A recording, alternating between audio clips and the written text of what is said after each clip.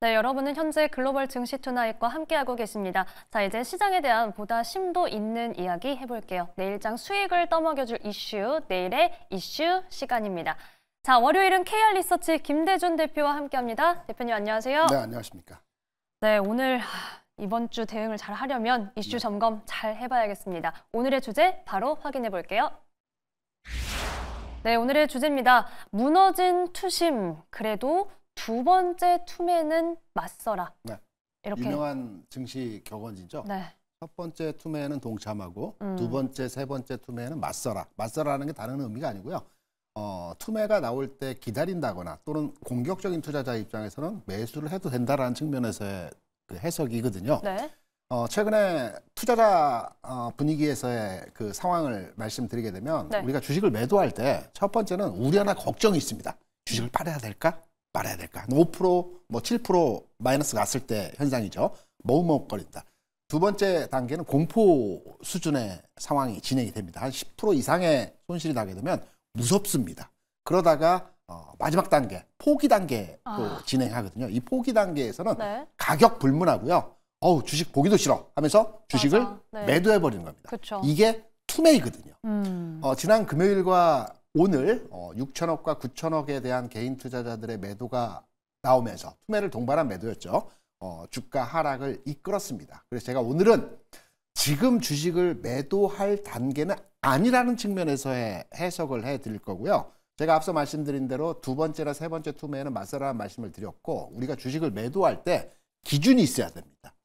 막연하게 시장의 분위기가 공포스럽기 때문에 매도를 하는 것이 아니고요. 우리가 통상 주식 투자를 하면서 뭐 고점을 돌파한다거나 또는 뭐 추세선을 상향화했을 때, 하향화했을 때 매수하거나 매도하는 기준을 가지고 투자를 하죠. 그러면 지금 장에서 내가 주식을 팔아야만 되는 근거가 되는 기준은 어디가 될까요? 글쎄요. 최근 상황 하에서 지난 12월 4일이죠. 네. 계엄령이 선포되고 나서 야간 시장에서 또는 환율 시장에서 역외 시장에서 저점과 고점을 찍었던 가격이 있습니다. 그 해당 일에 야간 선물 시장에서는 313포인트를 찍었고요. 마이너스 한 11포인트 정도 하락을 했었습니다. 해당 뉴스가 나왔을 때. 네. 그리고 역외 시장에서 환율은 1,445원을 찍었습니다. 그랬죠. 찍었다 다시 내려왔죠. 네. 그러면 우리가 딱 기준을 가지고 시장을 투자할 때 최악의 상황, 그러니까 계엄령이 계속적으로 유지됐을 때의 최저점은 해당 구간에서의 지수입니다. 그러면 그 해당 구간을 깨지 않는 상황이라고 한다면 지금의 상황이 그때보다는 좀 더 우호적이죠. 그 지수를 깨지 않는다라고 한다면 여전히 버텨보는, 기다려보는 측면에서의 접근이 가능하거든요. 다시 말해서 지금 선물 지수로 313포인트라고 한다면 오늘 종가 기준으로 314포인트로 끝났습니다. 아직은 조금 기다려볼 상황에서의 지수이고요. 환율 상황에서의 모습은 지난 그 역외 NDF 시장에서 1,445원이었고 오늘은 1,437원이었기 때문에 네. 아직도 여유가 있는 상황에서의 흐름이었기 때문에 아직 주식을 매도할 분위기의 상황은 아니라는 겁니다. 금요일 첫 투매는 동반해서 매도를 할 수 있을지언정 네. 오늘 투매가 나오는 상황 하에서는 매도에 동참하는 상황에 전략을 가져가시면 안 된다라는 내용이죠. 그래서 좀 기다려보는, 주식을 사는 것보다는 좀 기다려보는 측면으로서 접근을 해보시기 바라고요. 포기할 단계는 아직 아니라고 보고 있습니다. 네. 제가 이제 국내 주식시장에 대한 저평가 많은 얘기를 드리고 있는데요. 이 저평가에 대해서 또 하나 근거로의 말씀을 드리게 되면 뭐 뉴스에도 많이 나왔을 겁니다. 지금 국내 시장의 종합지수 기준으로 해서 PBR이 0.8이다. 0.8이라고 하는 것은 적정 가치가 10,000원인데요. 현재 가격 형상 8,000원에 되고 있다는 거. 싸다라는 거거든요. 근데 시장에서의 투자 심리는 이게 7,000원이 가고 6,000원이 가고 5,000원이 갈 수 있기 때문에 우리는 여기에 주식을 팔아야 된다라고 심리가 팽배해 있는 겁니다.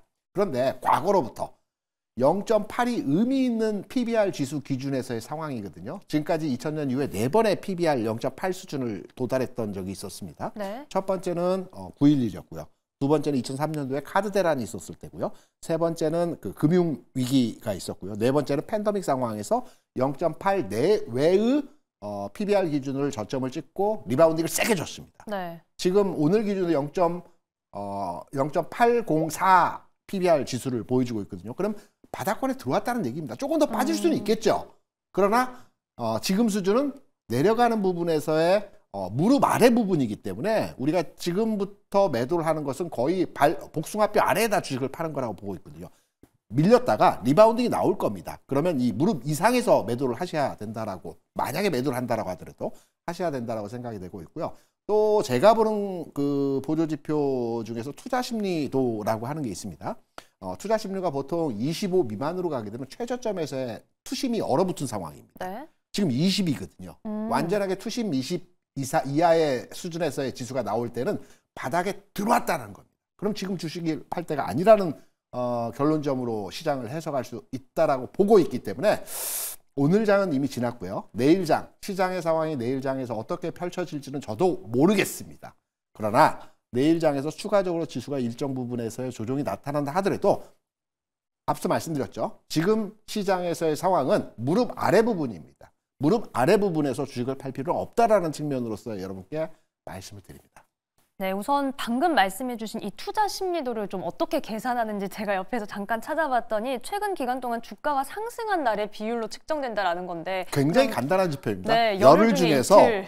20% 미만이라는 건 이틀 이하로 주가가 그쵸. 올랐다는 얘기거든요. 네. 투자 심리적 측면으로서 50 기준에서 50 이상은 과열, 50 이하는 침체인데요. 거기서도 25 미만은 과침체, 그쵸. 과매도 구간이라는 겁니다. 과매도에 들어오게 되면 다시 리바운딩이 나온다라는 얘기죠. 네, 이렇게 투심이 정말 차갑게 얼어붙어 있고 그리고 시장도 그런데 저평가되어 있다 이런 얘기들을 해주셨고요. 근데 사실 뭐 떨어지는 칼날이다 이런 네. 말을 많이 하지 않습니까? 그래서 지금 시장에 그래도 정말 투매에 동참하지 않아도 되는 건가요? 이러다가 나만 더 다치는 거 아닐까요? 하고 불안하신 분들 여전히 좀 많이 계실 것 그렇죠. 같아요. 다른 시그널 저희가 좀 확인할 수 있는 건 없을까요? 연기금하고 외국인 투자자의 파생 상품 시장에서의 동향입니다. 국내 투자 집단, 네. 매매 주체라고 우리가 얘기를 하죠. 네. 매매 주체장에서 제가 판단하는 기준으로서의 매매를 가장 잘하는 집단은 연기금입니다. 연기금이 지난해 기금 수익률이 평균 14%고요. 네. 국내 주식시장에서는 22% 수익률을 냈습니다. 지난해 시장 그렇게 좋지 않았어요. 그렇죠. 그런데 지난해 같은 경우에도 22% 수익률을 냈고요. 연기금 같은 경우는 그 펀드 자체를 연기금 내에서 운용하는 부분에 일정 부분도 있지만 매매를 잘하는 자문사나 운용사에 OEM을 줍니다. 그래서 매매를 극단적으로 잘하는 집단에서 이 기금 운용을 하기 때문에 수익률이 좋거든요. 그리고 두 번째는 연기금 같은 경우는 수익률이 좋고 매매를 잘하는 집단인데 최근에 연기금이 11월 중순부터 최근까지 2조 5천억 원을 매수하고 있어요. 왜 매수할까요? 그리고 연기금이 이렇게 시장에 능동적으로 운용하는 집단일까요? 전혀 아닙니다. 연기금은 보수적으로 통상 운용하는 게 일반적 상황이거든요. 연기금이 1조 원 이상, 한 달 기준 시차로 해서 1조 원 이상을 매수했던 적이 최근 3, 4년, 4, 5년 기간 내에 팬데믹 상황 하에서 3월, 4월 이때 4조 원을 매수했고요.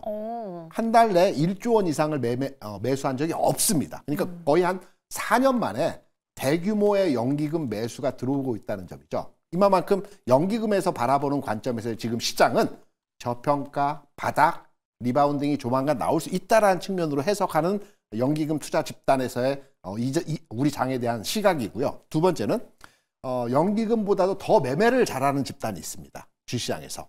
외국인 투자자 중에서 파생 상품을 운용하는 집단입니다. 굉장히 능동적이고 단기적인 시각에서의 시장을 정확하게 판단해서 정확하게 매매 운용을 하는 게 파생 상품을 통해서 운용하는 외국인 투자자들입니다.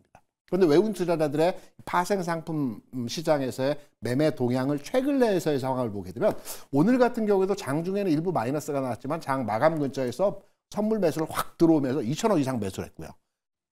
지난 금요일 같은 경우에도 3천억 가까운 매수를 보여줬죠. 시장은 안 좋은 상황에서도 외국인의 파생 상품 시장 접근 관여도에 있어서는 현 시점에서 매수를 하고 있다는 겁니다. 외국인 투자자들이 특히 파생을 운용하는 집단에서 2016년 11월, 12월 우리가 이제 많이 지금의 장과 빗대어서 많이 해석을 많이 하고 있죠. 이때에도 시장의 바닥점에서 지수를 끌어올리는 과정에서 무려 이때에도 외국인 선물 매수가 4조 원이 들어왔습니다. 그래서 외국인 투자 집단에서 주식 매매 비중보다도 아주 능동적이고 단기적 대응을 하면서 시장에 정확한 평가를 하는 집단이라고 볼 수 있는 파생 상품 운용 기준에서의 외국인들의 현재 보유 포지션 측면에서의 내용을 판단해 보게 될 때 최근 내에서 매수를 계속해서 진행하고 있다는 것은 이들이 보는 시장 관점에 대해서 한국 시장은 저평가돼 있고 조만간에 리바운딩이 나올 거고 현 시점은 주식을 사야 된다라는 측면에서 이들이 시장을 해석하고 접근하고 있다라고 판단할 수 있기 때문에 지금 시장 우리가 이제 극단의 공포와 이제 포기 단계를 지금 지나기 때문에 주식을 그냥 가격 불문하고 투매에 동참하시는 상황의 모습을 보여주고 있는데요. 투매 하시면 안 됩니다. 이 말씀 드립니다. 네, 지금 시장에서 좀 저희가 추적해 볼 만한 이 집단들을 살펴봤습니다. 네. 파생 상품을 운용하는 외국인들, 그리고 연기금, 특히나 지금 연기금이 이런 매수 규모를 보이는 건 이례적이다라는 말씀해 주셨고, 또한 외인들 시장에 대한 정확한 평가를 내려왔다라고 말씀해 주셨는데요. 대표님, 그럼 이건 정말 잠깐 간략하게 여쭤볼게요. 그러면 이들이 지금 주목하고 있는 섹터, 특히 뭐 계엄령 이후에 네. 외인이 좀 지분율을 늘리고 있는 섹터를 찾아가 보는 것도 하나의 투자 전략이 될 수 있을까요? 그렇죠. 연기금이든 아니면 파생 상품을 주로 하는 외국인 집단이든 네. 주로 시장에 관심 있는 종목은 시가총액 상위 종목입니다. 시가총액 상위 종목이라고 한다면 1차적으로는 삼성전자 하이닉스가 되겠죠. 그렇죠. 그리고 그 아랫단에 있는 시총 10개 종목 내에서의 종목 중심으로 해서 포트폴리오를 운영하고 이들 종목 중심으로 해서 매수를 하고 있습니다. 지금 표에 나와 있는 종목들을 보게 되면 최근까지 해서 밸류업과 관련된 종목들은 하락을 했고 전기전자 업종 같은 건 하이닉스 비롯해서 반도체 업종의 종목이 되겠죠. 그러네요. 그리고 일부 제조업체 같은 건 작은 종목들의 흐름들이기 때문에 외국인 투자자 입장에서도 계엄령 전후로 해서 변화에 시장 판단하는 변화의 기류가 그렇죠. 관측되고 있다라는 측면으로 판단해 볼 때 시장이 반등 줄 때는 제1선에서 주가가 움직이는 것은 반도체 중심으로 한 대형주 형태의 흐름이 나타날 수밖에 없다라는 것으로 결론점을 만들어낼 수 있을 것 같습니다.